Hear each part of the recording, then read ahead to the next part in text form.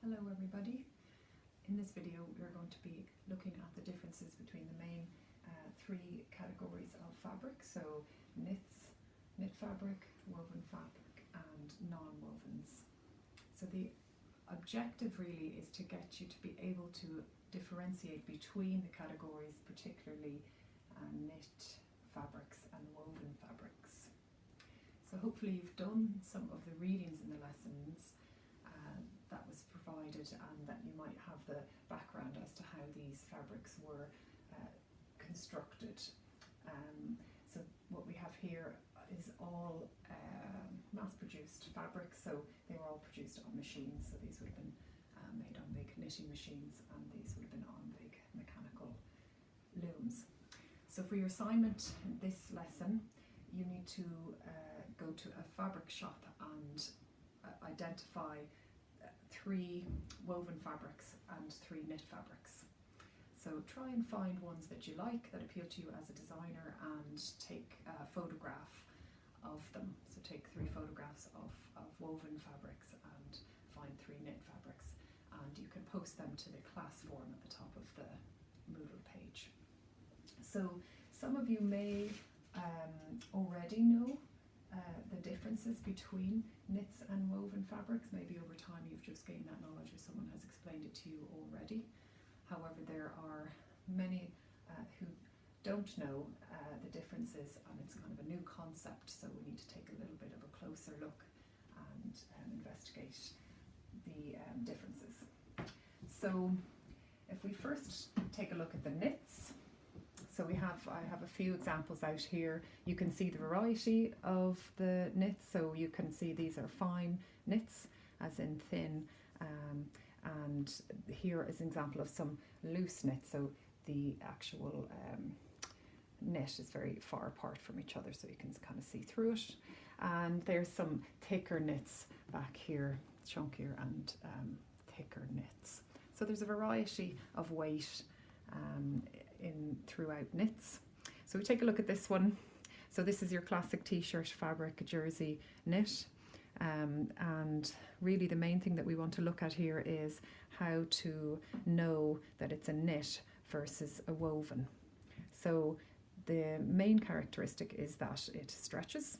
Okay, so if I pull that, it's going to stretch. Knits would stretch more generally in one direction than the other, so you can see there's less of a stretch in that direction. And each knit may vary in the amount that it stretches, but they would all stretch a bit. Okay, so some are going to stretch much more than others. So stretch is important, but the more defining characteristic to help you determine whether it's a knit or woven is the edge of the fabric. All right, so if you look at the edge, remember that the construction of this fabric, it's constructed with one yarn that's looped around and around and around. Okay, so the edge of knits do not fray.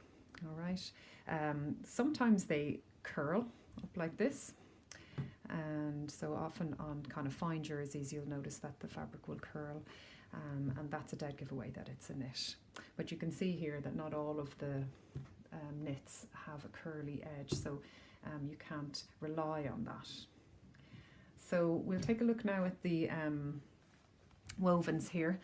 I have a few examples just while we're at it to go through some of the different weaves, but straight away notice the edges of all of the fabrics there and all the frays that are coming off. And that's really the main and easiest way to identify it as a woven. Okay, if you take the woven fabric and you pull it this way and that way, it won't stretch. Okay, so that should be the other way to recognize it, that it's a woven. However, if I'm pulling it like this, I'm pulling it on grain there. This is along the straight of grain, and this is the cross grain, and so there's no real stretch. But if I actually go along the diagonal grain, so along the bias, it does stretch. So this can throw people off when they're in the shop and they're pulling fabrics this way and that way, and you can think, oh no, that's a stretchy fabric, that's definitely a knit. Okay, so just be careful and know that the main thing to look for then is the edge and to see if it's fraying or not. So just to take a quick look at some of the wovens while we're here, here's a few diagonal weaves so herringbone weaves, and the denim, which is a twill weave, which has a diagonal structure to it. You won't be able to see it, you know, in this because you can't get close enough. But then we have the houndstooth, the dog's tooth, and this is a pattern that is actually woven into the fabric.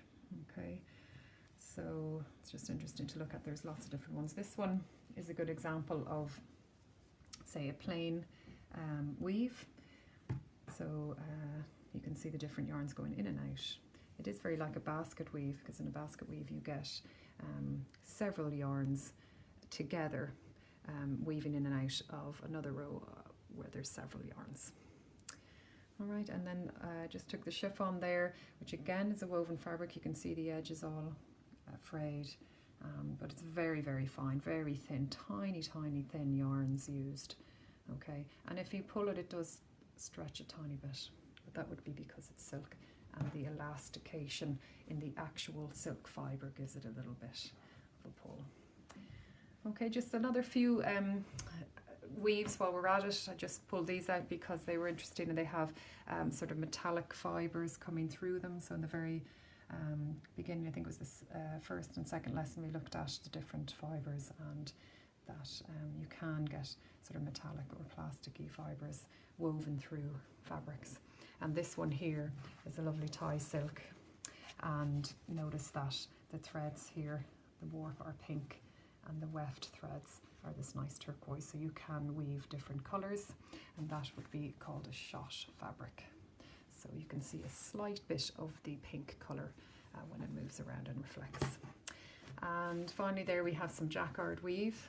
So just what's interesting about this is look up close to the fabric and notice if the pattern that you see is actually woven into the fabric.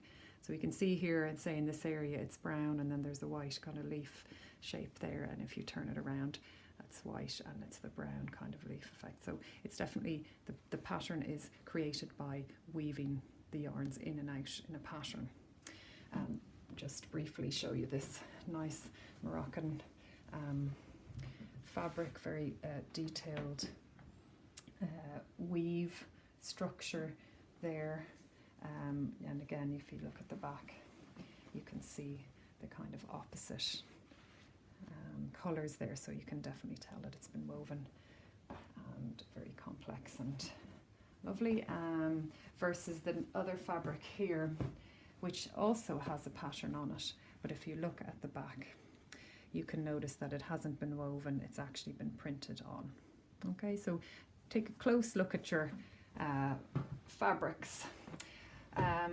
Over here I won't spend too long on the non-wovens, as they are really easier to identify. The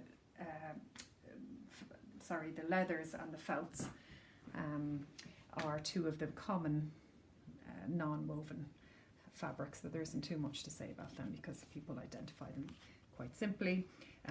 Just they are different. The leathers are different to the faux leathers. The sort of false leathers are actually often a knit fabric with a kind of surface that is created to look like leather. So one last thing just to say is just watch out for what I have here, which is a stretchy wovens.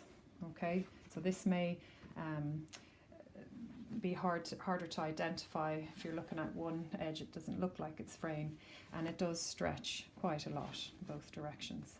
So just on closer look, if you pull the edges there, you'll see that it does actually fray, and so it is actually a woven fabric, but that there's been elastane woven into it to make it very stretchy.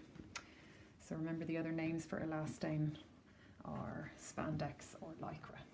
And then this one, which from far away could really make you think it was a knit, looks quite like a knit fabric, but again look at the edging there, and it is frayed, and it does stretch, but because of the fray we know it is a woven. Okay, so that's really it. So best of luck on your hunt for your fabrics and identifying the difference between them. If you are really stuck, you can ask me questions on the question and answer form at the top of the Moodle page. If you're out in the shops, you can ask the shop people to help you, but be sure and try to identify the fabrics yourself first before asking the question. So I look forward to seeing what you find. Good luck.